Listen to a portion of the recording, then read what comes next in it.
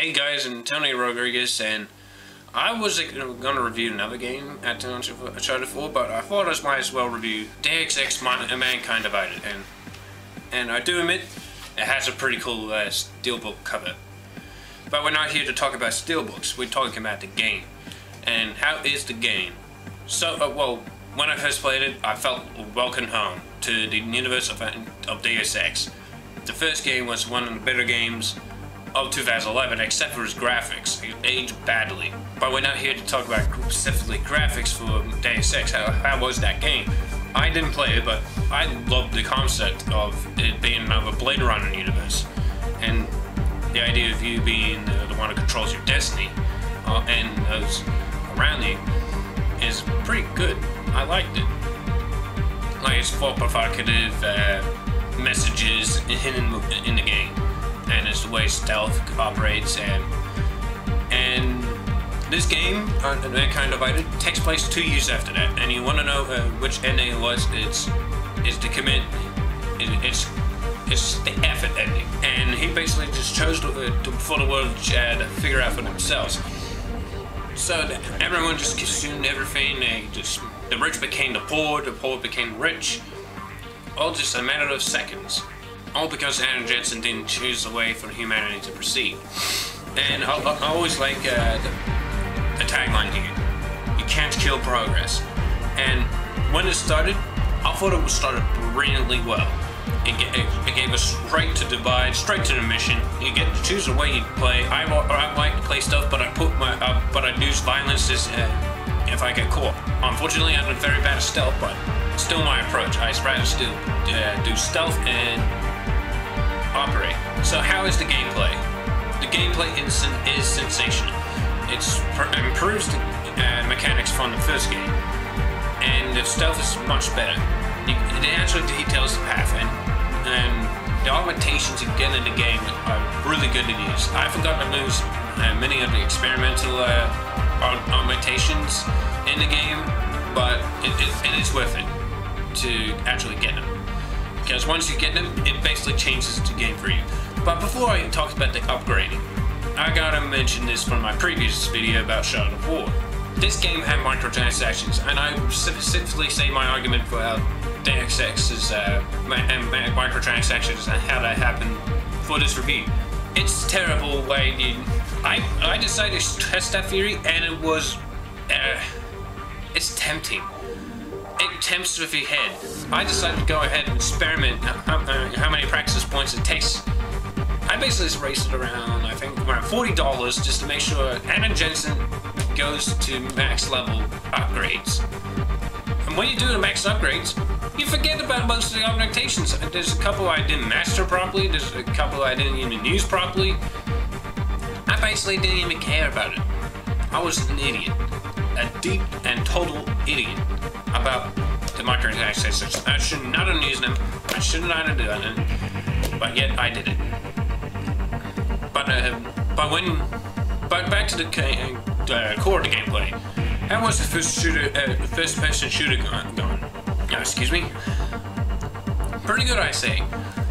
When you get these upgrades, you actually change the game. You can get higher health. You can get higher battery percentage. And when you use the augmentations, you can basically just walk around when you're invisible, get a heavy armor, and during the course of the game, you will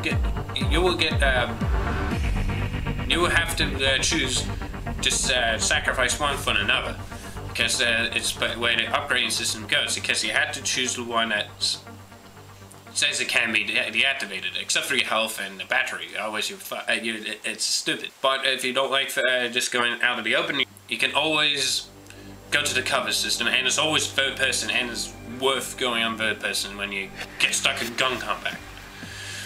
And in the end of the game, it depicts your stealth skills.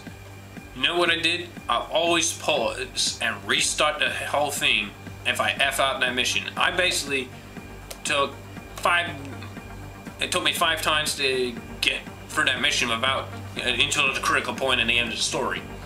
And speaking of the story in this game is very short. It's only compared to the last one, it's so short, and it did its DLC practice of taking most of the important bits in the game, take them come out and sell it as DLC.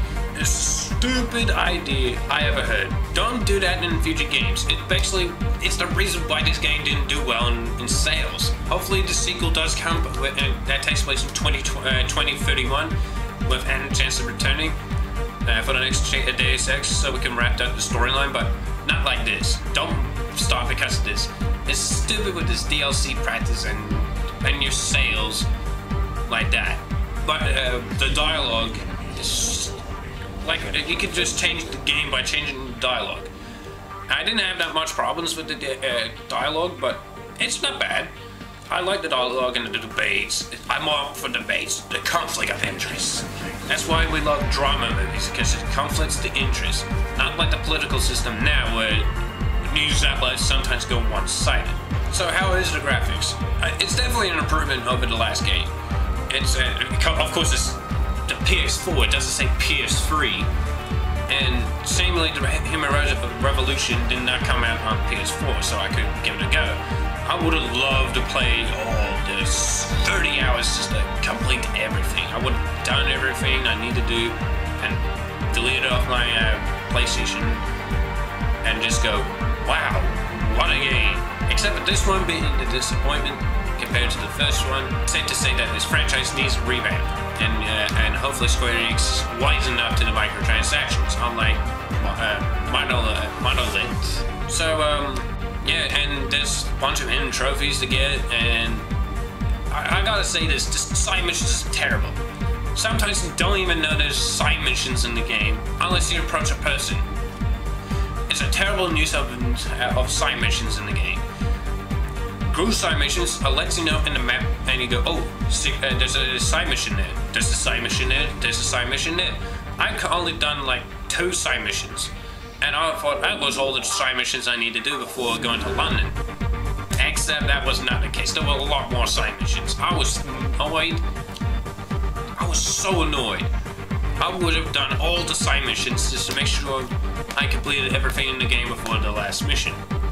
Except it didn't, because it has a horrible side mission bar, but the main campaign, for what it's worth, was not bad. And the final boss you can basically just kill with a flip of a switch. But for me, I didn't find it, so I had to shoot him, and that was my fake gun.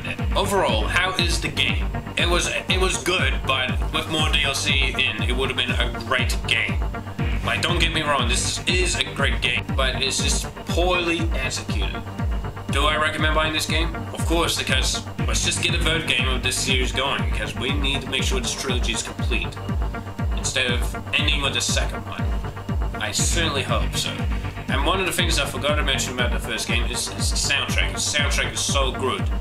It's so amazing. And in this game, it's more underwhelming since Michael McCain has 2 more composers doing the game with him, which was a little bit of less excitement in the soundtrack when listening to it. The highlight of the soundtrack is whenever Michael McCain has done it, or the main title, or the main menu screen, because I love the main menu theme.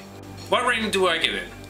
If you don't remember from my Uncharted review, it's basically the IGN rating system. So I will give this a 7.2 out of 10. It's worth your money, but don't expect too much. You might get a higher rating from this game. Do I think it needs a sequel? Yes. Would I love to see a movie version of these games? Sure. But it would be called a Blade Runner ripoff before the trailer is even released. If they played the games, like I have, they're more about the issues about cybernetics. Unlike the Blade Runner was about replicants. And I love Blade Runner too. Blade Runner is Ridley Scott's best film, pre-2000s. Yeah, see you guys in the next Antonio Rodriguez review. That's so bad. Bye-bye.